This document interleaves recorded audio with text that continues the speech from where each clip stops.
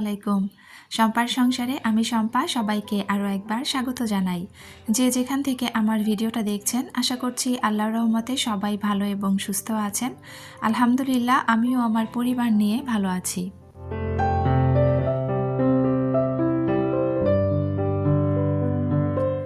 রোজার দিনে সকাল থেকে আমি বেশ কিছু কাজ গুছিয়ে রাখি, যেটাতে আমার ইফতারের কাজগুলো অনেকটা সহজ হয়ে যায়। মানে বিকালে যে আমরা রান্নাবান্না করি সেই রান্নাগুলো কিন্তু অনেকটা সহজ হয়ে যায় সকালে এই কাজগুলো করে রাখলে। তো সেই কাজগুলোই আজকে আপনাদের সাথে আমি শেয়ার করব, আর আশা করছি আপনাদের কাছে ভালো লাগবে। আর আজকে আমি আপনাদের সাথে একটা রেসিপি শেয়ার করব ইনশাআল্লাহ। সাতকরা দিয়ে গরুর মাংস রান্না করব, তো সেই রেসিপিটাও শেয়ার করব। তো আশা রাখছি সবসময়ের মতোই আপনাদের কাছে ভালো লাগবে। তো আমি সকালবেলা ঘুম থেকে উঠেই চলে এসেছি কিচেনে। সেহরির সময় যে থালা বাসনগুলো ছিল সেগুলো কিন্তু আমি ওইভাবে রেখে দিয়েছিলাম, আর এগুলো আমি এখন ধুয়ে নিচ্ছিলাম। তো এখানে শুধু 2টা প্লেট দেখছেন, কারণ আমার 2 মেয়ে কিন্তু সেহরির সময় তেমন কিছুই খায় না। ওরা একটু দুধ বা খেজুর বা কলা খায়, মাঝে মাঝে ইচ্ছা করলে ভাত খায়, না হলে বেশিরভাগ সময় তারা কিন্তু ভাত খায় না। যার কারণে আমার আর আমার হাজব্যান্ডের প্লেটটা ছিল সেটাই ধুয়ে নিলাম। সকালবেলা ঘুম থেকে উঠে আমি কিচেনে চলে এসে কিন্তু কিচেনের কাজগুলোই আমি গুছিয়ে নেই আগে, এটা আমার কাছে অনেক বেশি সহজ লাগে। তারপর আমি অন্যান্য কাজগুলোতে হাত দিই। রোজার দিনে দেখা যায় সকালে যেহেতু নাস্তা বানানোর কোনো চাপ থাকে না, যার জন্য কিন্তু ঘুম থেকে দেরি করে উঠলেও কোনো সমস্যা হয় না। তো আমার এমনিতেই ঘুম থেকে উঠতে মোটামুটি 9টার একটু বেশি বেজে যায়। তো আজকেও কিন্তু আমি 9টার দিকে ঘুম থেকে উঠেছি। তারপরে কিন্তু চলে এসেছি আমি রান্নাঘরে।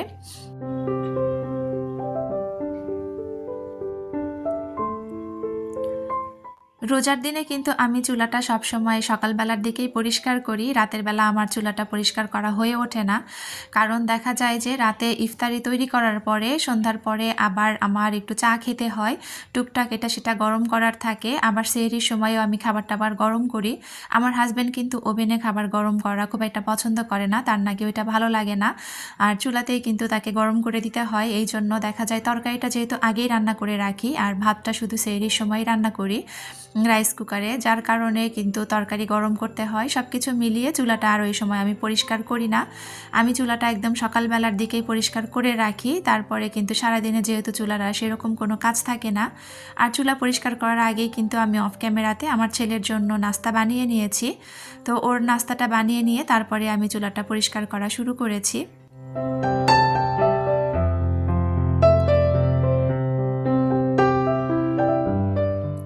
আমরা এক একজন আসলে নিজেদের সংসারের কাজ এক একভাবে করতে পছন্দ করি, বা যার যেভাবে সুবিধা হয় সেভাবেই কিন্তু আমরা কাজগুলো করে থাকি। তো আমার কাছে এইভাবে কাজ করতে সুবিধা হয়, আর সেটাই আপনাদের সাথে আমি শেয়ার করছি।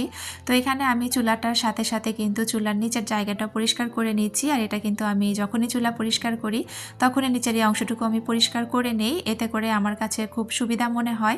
একসাথে যখন অনেকটা ময়লা জমে যায় তখন পরিষ্কার করাটা অনেক বেশি ঝামেলা লাগে। তো চুলা পরিষ্কার করার পরে কিন্তু আমি রান্নাঘরে আরও কিছু কাজ গুছিয়ে নিব। আমি রান্নাঘরে যখন একবারে ঢুকি, রান্নাঘরের যা কাজ আছে আমি A to Z কাজ কমপ্লিট করে তারপরে আমি অন্যান্য কাজে চলে যাই, এটা আমার কাছে সহজ মনে হয়। তো এখানে আমার মা এসেছে সকালবেলা আমাকে কিছু পুঁই শাকের যে বিচিগুলো থাকে, তো এই বিচিগুলো কিন্তু আমার অনেক বেশি পছন্দ। এবার কিন্তু এই বিচি আমি খেতেই পারিনি, তো আমার ছোট ভাবি হচ্ছে আমার মাকে বিচিগুলো দিয়েছে একটু কয়েকটা শাকসহ। তো মা আবার আমাকে এখান থেকে দিয়েছে, তো এটা দেওয়ার জন্যই কিন্তু মা এসেছে। তো যাই হোক, এখানে আমি ভাবলাম যে যেহেতু এখন আমি রান্নাঘরে কাজগুলো করছি, আমি এখনই কিন্তু এই শাকটা বেছে নিব।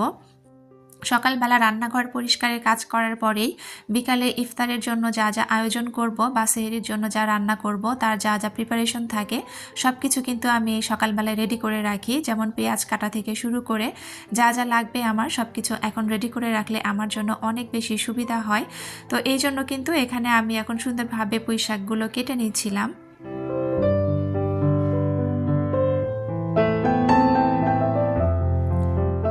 যারা যারা আমার ভিডিওটা দেখা শুরু করেছেন প্রত্যেকের কাছে রিকোয়েস্ট করছি, প্লিজ একটা লাইক দিয়ে পুরো ভিডিওটা কন্টিনিউ করবেন, কারণ আপনার একটা মূল্যবান লাইক আমার ভিডিওটা আরও অনেকের কাছে পৌঁছে দিতে সাহায্য করবে।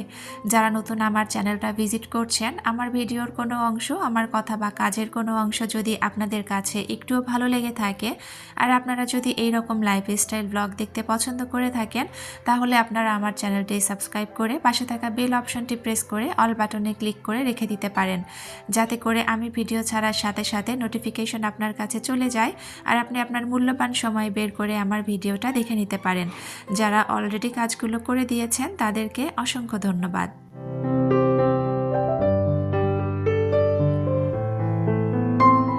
শাক বাছা হয়ে গিয়েছে, এখন পেঁয়াজগুলো কেটে নেব। এই যে ছিলা পেঁয়াজগুলো দেখতে পাচ্ছেন, এগুলো কিন্তু আমার সোনা বাবাটা আমাকে হেল্প করে দিয়েছে। মানে আমার ছেলের কি যে একটা নেশা হয়েছে, সে বারবার রান্নাঘরে আসবে আর এই সবজির র্যাক থেকে কয়েকটা করে পেঁয়াজ নিয়ে যাবে আর এই পেঁয়াজগুলো সারাদিনে সে বসে বসে ছিলবে।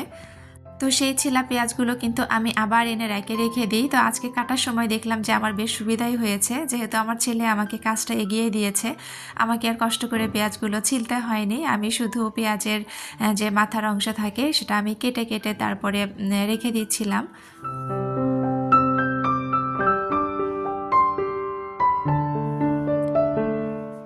দেখতে দেখতে কিন্তু আজকে মোটামুটি 5টা রোজা চলে যাচ্ছে। আপনারা যখন আমার এই ভিডিওটা দেখবেন তখন অলরেডি 5 রোজার ইফতার হয়ে যাবে ইনশাআল্লাহ।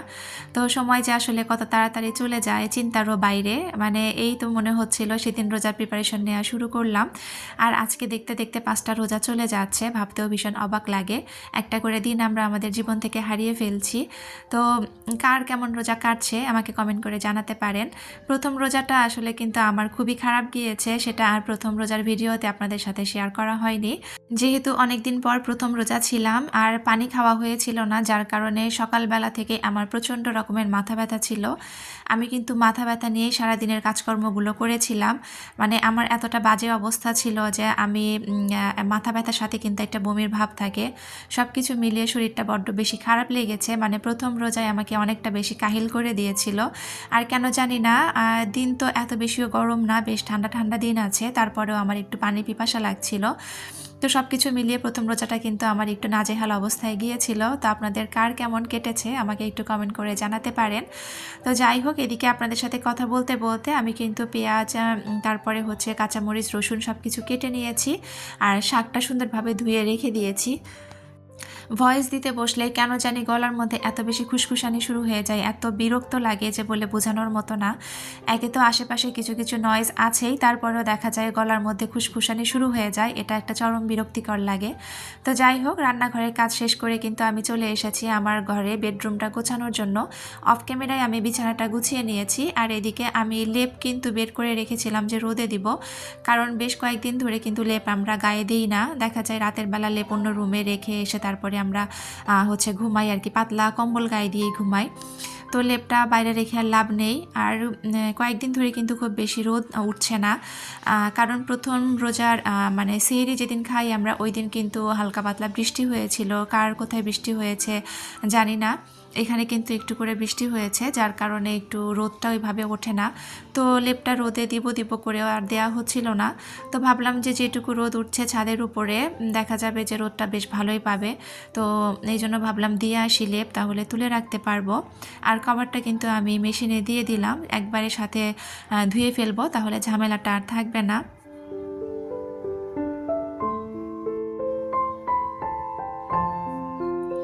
তো লেপের কাভারটা মেশিনে দিয়ে দিয়েছি আর এইদিকে আমি এখন লেপগুলো যে ছাদে মেলে দিয়ে আসব। তো ছাদ থেকে মেলে দিয়ে এসে কিন্তু আমি আমার যে বারান্দায় কিছু কাপড় মেলে দিয়েছিলাম, এগুলো হচ্ছে গতকালকে দিয়েছিলাম। ওই যে বললাম রোদ সেরকমভাবে ওঠে না, আর রোজা আসার পর থেকে আমি আসলে ছাদে ওইভাবে আর কাপড়ও দিতে চাই না। দেখা যায় যেগুলো হালকা পাতলা কাপড় আছে এগুলো কিন্তু বারান্দাতেই বেশ সুন্দরভাবে শুকিয়ে যায়। তো গতকালকে এগুলো ধুয়ে দিয়েছিলাম। আর বারান্দায় কাপড় মেলে দিলে দেখা যায় কি তোলারও এত চাপ থাকে না, আস্তে ধীরে সময় সুযোগ বুঝে তুলে ভাঁজ করে নেওয়া যায়। তো এই কাপড়গুলো গতকালকে আমি ধুয়ে মেলে দিয়েছিলাম, তো আজকে এখন আমি এগুলো গুছিয়ে রেখে দিব।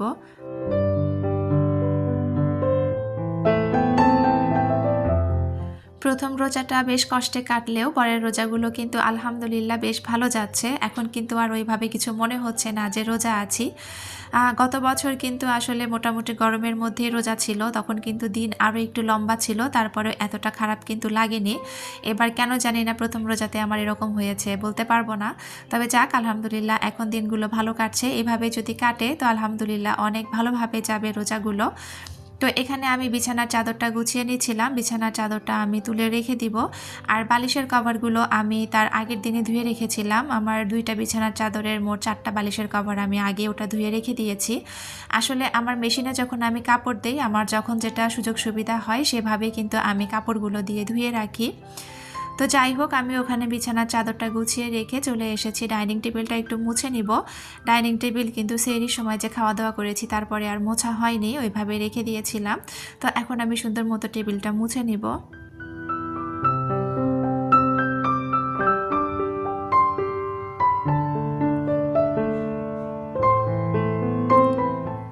সকাল থেকে যে আসলে কতগুলো কাজ করতে হয় তার কোনো হিসাব নেই। আমি একটু এখন চেষ্টা করি যে ভিডিওটা একটু ছোট করব আর একটু কম সময়ে করে দিব, কিন্তু দেখা যায় কি যে মানে এত বেশি টুকটাক কাজ থাকে, মনে হয় কোনটা ছেড়ে কোনটা বাদ দিব আর কোনটা শেয়ার করব, এরকম একটা অবস্থার মধ্যে পড়ে যাই। যার কারণে কিন্তু অনেক কিছুই আবার বাদ দিতে পারি না, আবার অনেক কিছুই আবার বাদও দিতে হয়েছে, না হলে কিন্তু ভিডিওটা আরও অনেক বেশি লম্বা হয়ে যেত।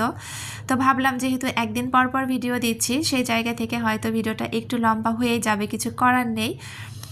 তো যাই হোক, এখানে আমি হচ্ছে একটু বোতলে পানি ভরে রেখে দিলাম আর জগের মধ্যে পানি রেখে দিলাম। পানি কিন্তু আমাদের একদম দেখা যায় যে সেহরির সময় বা রাতের বেলা যখনই আমাদের পানিটা শেষ হয়ে যায়, ডাইরেক্ট লাইন যেহেতু আমাদের ছাদে, তো ওই সময় একবারই আমরা বালতি বোতল তারপর জগ ভরে এনে রেখে দিই। একবার যেই সময়ে আনি দেখা যায় পরের দিন ওই সময় পর্যন্ত খুব ভালোভাবে চলে যায়।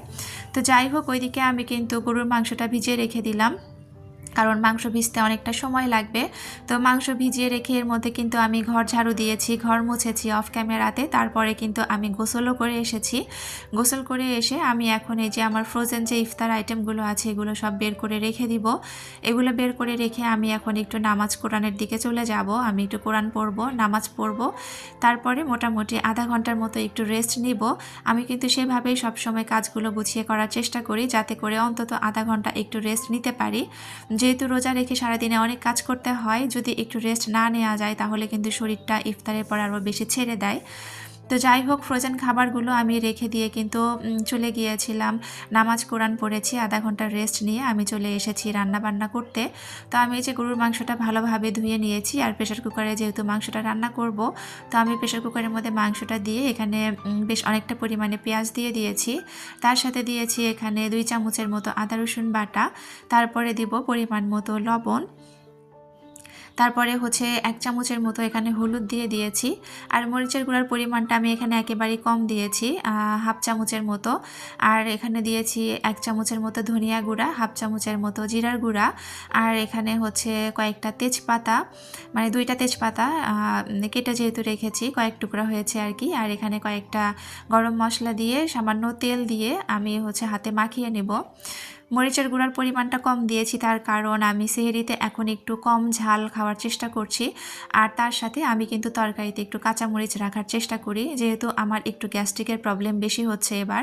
তো যার কারণে সেহরির সময় দেখা যাচ্ছে একটু কম তেল দিয়ে, তারপরে একটু কম ঝাল দিয়ে আর কাঁচামরিচটা রাখার চেষ্টা করছি সব তরকারিতেই, কারণ কাঁচামরিচ কিন্তু গ্যাস্ট্রিকের প্রবলেমটা খুব একটা বাড়ায় না। গ্যাস্ট্রিকের প্রবলেম কিন্তু হয় গুঁড়ামরিচ বেশি খেলে। তো যাই হোক, আমি তরকারিটা মাখিয়ে দিয়ে ওখানে বসিয়ে দিয়েছি চুলায়। আর এই পাশে ওই যে পুঁই শাকটা যে কেটে রেখেছিলাম তার সাথে কিন্তু আমি একটা আলুও কেটে রেখেছিলাম, কারণ পুঁই শাকের এই বিচিটা ভাজির মধ্যে আমার কাছে আলুটা দিলে একটু বেশি ভালো লাগে খেতে। তো এই জন্য কিন্তু আমি আলু দিয়ে দিয়েছি আর সুন্দরভাবে এই পাশে আমি ভাজিটা করে নিচ্ছিলাম। ওইদিকে আমার গরুর মাংসটা কিন্তু রান্না করা হয়ে গিয়েছে, মোটামুটি আমি 4টা থেকে 5টা সিটি দিয়ে নিয়েছিলাম। আর এদিকে এখন একটা কড়াই গরম করে তেল দিয়ে দিয়েছি, তার মধ্যে কয়েকটা জিরা দিয়ে তারপরে হচ্ছে পেঁয়াজ দিয়ে দিয়েছি। এখন আমি পেঁয়াজগুলোকে সুন্দরভাবে একটু লাল লাল করে ভেজে নিয়ে তারপরে মাংসটাকে ফোড়ন দিয়ে দিব। তো এই যে মাংসগুলো কিন্তু বেশ ভালোভাবে সিদ্ধ হয়ে গিয়েছে, আর এখন আমি ফোড়ন দিয়ে বেশ কয়েকবার করে কষিয়ে নিব।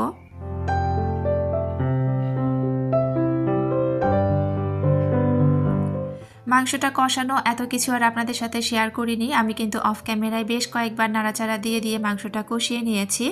তো এখন এই যে কষানো কিন্তু মোটামুটি হয়ে গিয়েছে, এই পর্যায়ে আমি সাতকড়াগুলো দিয়ে দিব। এই সাতকড়া কিন্তু আমার ফ্রিজে কিন্তু ফ্রোজেন করাই ছিল। তো সেই ফ্রোজেন সাতকড়াগুলোই কিন্তু আমি এখন দিয়ে দিব। এখানে ৮-১০ টুকরার মতো দিব, কারণ সাতকড়াতে কিন্তু একটা তিতা ভাব থাকে। যদিও আমার এই সাতকড়াগুলো বেশ ভালো ছিল, তিতা ভাব ছিল না। আর যেহেতু এটা একটু আমি ভাপ দিয়ে রেখেছিলাম, যার কারণে তিতা ভাবটা কিন্তু আরোই চলে গিয়েছে। তো এটার ফ্লেভারটা অসম্ভব ভালো লাগে গরুর মাংসের সাথে। যারা খেয়েছেন তারা তো খেয়েছেনই। সিলেটের মানুষদের কাছে কিন্তু অনেক বেশি পছন্দের হচ্ছে এই সাতকড়া। সাতকড়া কিন্তু তারা অনেক কিছু দিয়েই খায়। তো এই গরুর মাংসটার সাথে আমি অনেক বেশি পছন্দ করি। এটার একটা স্মেল আছে, এত বেশি ভালো লাগে, একটা টক টক ফ্লেভার আছে, সব কিছু মিলিয়ে অন্যরকম একটা মজা হয় মাংসটা। আর এই যে মাংস কিন্তু আমার ফাইনাল লুক হয়ে গিয়েছে। আমি কিন্তু খুব একটা ঝোল রাখিনি, একদম ভুনা ভুনা করে রেখেছি।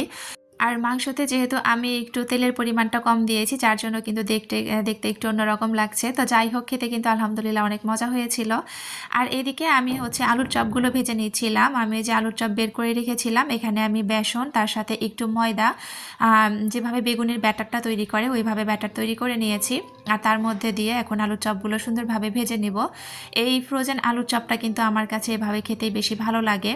তো যাই হোক, এখানে আমি আলুর চপগুলো ভেজে নিয়েছি। আর এই যে আমি হচ্ছে আজকে একটু মোমো রেডি করে নিয়েছি অফ ক্যামেরাতে। আর একটু সেমাই রান্না করেছিলাম। তো সরাসরি কিন্তু আমরা ইফতার টেবিলে চলে এসেছি। ইফতার রেডি করা হচ্ছিল। তো ভিডিও শেষ পর্যায়ে চলে এসেছি। আপনাদের সবার সুস্থতা কামনা করে আর আমার পরবর্তী ভিডিও দেখার আমন্ত্রণ জানিয়ে এখান থেকেই বিদায় নিচ্ছি। আল্লাহ হাফেজ, আসসালামু আলাইকুম।